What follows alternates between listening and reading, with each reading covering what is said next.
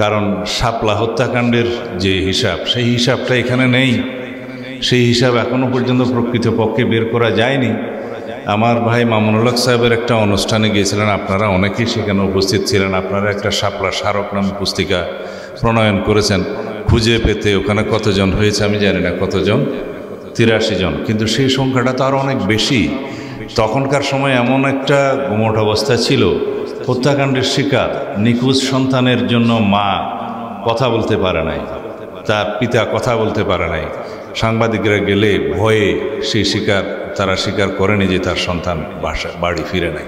এরকম পরিস্থিতিতে সেই পরিসংখ্যানটা ঠিকমতো রেজিস্টার করা যায়নি, লিপিবদ্ধ করা যায়নি। আমি সেদিনই অনুরোধ করেছিলাম, আপনারা গণকবরস্থানগুলো যেখানে যেখানে হয়েছে, যেমন আমরা শুনেছি নারায়ণগঞ্জের একটা ফতুল্লা নামে বা অন্য একটা জায়গায় আছে গণকবরস্থানে যাদেরকে দাফন করা হয়েছে জুরাইনে, সেখানে একটা কবর কোড়ার কাজ করে, দাফন করার কাজ করে একটা ছেলে, সে বোবা, মুখে বলতে পারে নাই, কিন্তু সে ইশারা ইঙ্গিতে বলেছে যে এখানে কালকে এতজন দাফন হয়েছে, এতজন দাফন হয়েছে।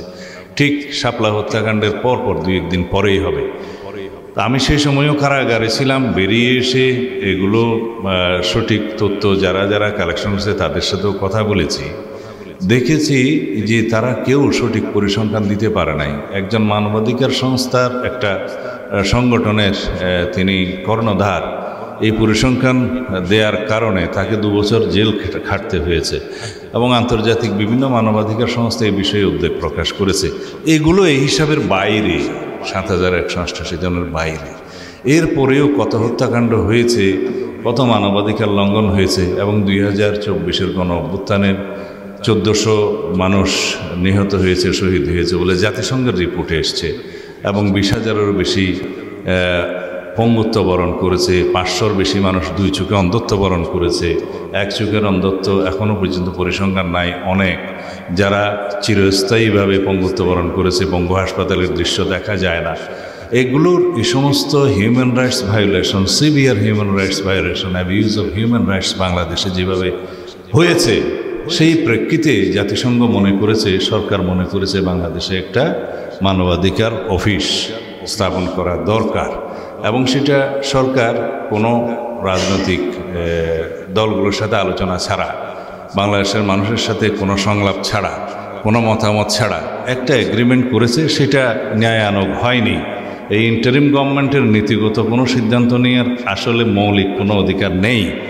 তারা এই সমস্ত যেগুলো মৌলিক সিদ্ধান্ত, বৃহৎ সিদ্ধান্ত, এটা নেওয়ার ক্ষেত্রে রাজনৈতিক আলোচনা দরকার। এবং বাংলাদেশের সামাজিক পরিস্থিতি, আমাদের যে ধর্মীয় সংস্কৃতি, আমাদের সাংস্কৃতিক সংস্কৃতি এবং বন্ধন, এগুলো কি কি এলাও করে, কি কি জিনিস এলাও করে না, সেটা আমাদের বিবেচনায় নিতে হবে। মানবাধিকারের সংজ্ঞার মধ্যে এখানে যদি বাস্তবায়ন করার জন্য LGBTQ-কে নিয়ে আসা হয়, সেটা কি আমাদের সমাজ ব্যবস্থা, আমাদের ধর্মীয় কালচার মেনে নেবে? মানা সম্ভব নয়। আমাদের এখানে অনেক কিছু আঞ্চলিক ইস্যু আছে, যেমন পার্বত্য চট্টগ্রামের ইস্যু আছে। এখানে মানবাধিকারের দোহাই দিয়ে যদি আমাদের রাষ্ট্রের অখণ্ডতা হুমকির সম্মুখীন হয়, সেই ক্ষেত্রেও আমাদের চিন্তা করতে হবে। আমাদের যেমন ধর্মীয় সম্প্রীতি বজায় রাখতে হবে, আমাদের সোশ্যাল কালচার, সামাজিক পারিবারিক বন্ধন বজায় রাখতে হবে, আমাদের ধর্মীয় সংস্কৃতিকে, যেটা 1000 বছর ধরে লালিত, সেই সংস্কৃতিকে আমাদের লালন করতে হবে। আমাদের এখানে সামাজিকভাবে যে সমস্ত জিনিসগুলো গৃহীত নয়, ধর্মীয় কালচারের মধ্যে গৃহীত নয়, সেগুলো এর বাইরে বিবেচনায় রাখতে হবে। সুতরাং একটা বৃহৎ পরিসরের রাজনৈতিক আলোচনার মধ্য দিয়ে সেই চুক্তিটি হলে, সেই অফিসটি হলে আজকে এই বিতর্ক বা এই আয়োজনের প্রয়োজন হতো না।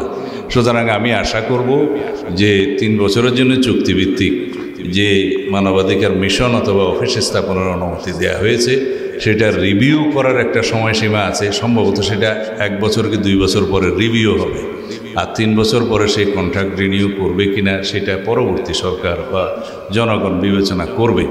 এগুলোর বিবেচনায় আমি এই সরকারকে পরামর্শ দেব, তারা যেন সব কিছু যাচাই বাছাই করে মানবাধিকার কমিশনের এই যে ঢাকাস্থ অফিস জাতিসংঘের, সেটা স্থাপনের বিষয়টা পুনর্বার বিবেচনা করে।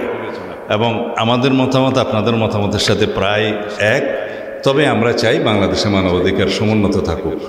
বাংলাদেশে মানবাধিকারের প্রশ্নে যেন সারা পৃথিবীর কাছে আমাদের আর লজ্জিত না হয় সেরকম একটা রাষ্ট্র ব্যবস্থা, সমাজ ব্যবস্থা, সরকার ব্যবস্থা আমরা প্রতিষ্ঠা করতে পারি। সবাই মিলে আপনাদের সাথে আলোচনা করে ইনশাআল্লাহ সেই ব্যবস্থা হবে। আমি আশাবাদী মানুষ। আমরা সরকারকে যেমন সহযোগিতা করব, সরকারকেও জনগণের সাথে যোগাযোগ এবং সহযোগিতায় থাকতে হবে। এই আহ্বানটা সরকারের কাছে জানাই। আর জাতিসংঘের যে বাংলাদেশের রেসিডেন্ট রিপ্রেজেন্টেটিভ, ওনার কাছেও এই আবেদন জানাই। তবে একটা সাংঘাতিক খবর আছে। আমরা শুনতে পেরেছি যে বর্তমান জাতিসংঘের যে আবাসিক প্রতিনিধি লিওয়েন গুইস, ওনার হয়তো মেয়াদ সমাপ্তির দিকে।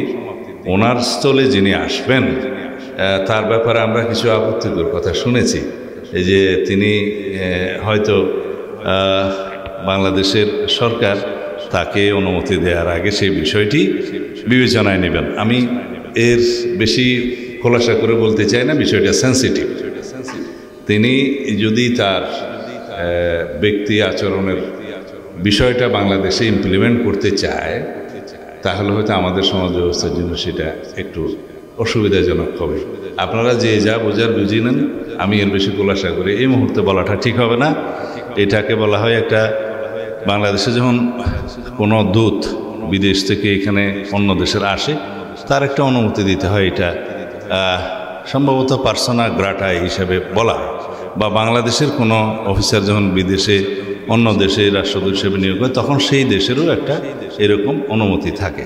সেই বিষয়টা এই জাতিসংঘ প্রতিনিধি এখানে যাকে মনোনয়ন দেওয়া হয়েছে বলে শুনেছি, তার ক্ষেত্রে যেন সরকার ভালো মতো স্ক্রুটিনি করে আমাদের দেশের সংস্কৃতি যাতে বিরুদ্ধ কোনো ব্যক্তি বা আমাদের ধর্মীয় সেন্টিমেন্টে বিরুদ্ধে কোনো ব্যক্তি যাতে এখানে নিয়োজিত না হয়, সেই বিষয়টা সরকার মনোযোগ দেবে।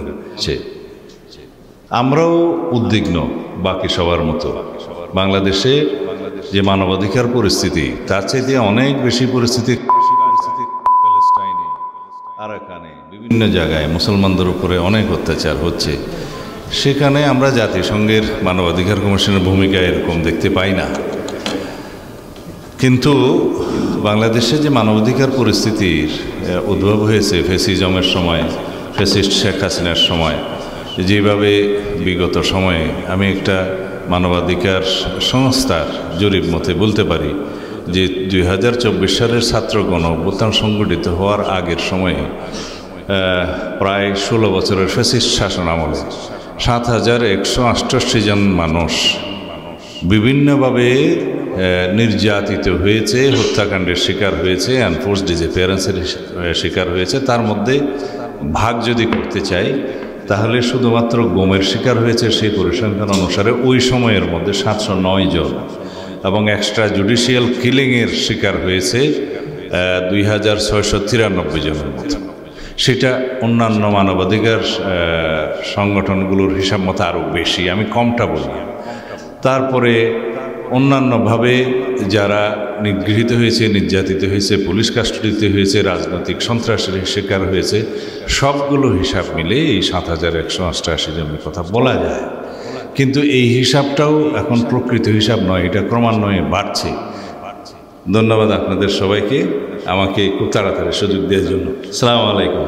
আর আপনারা ইজাজত দিলে আমি উঠতে পারি, কারণ আমি ছুটি নিয়ে এসেছি। জি, আসসালামু আলাইকুম।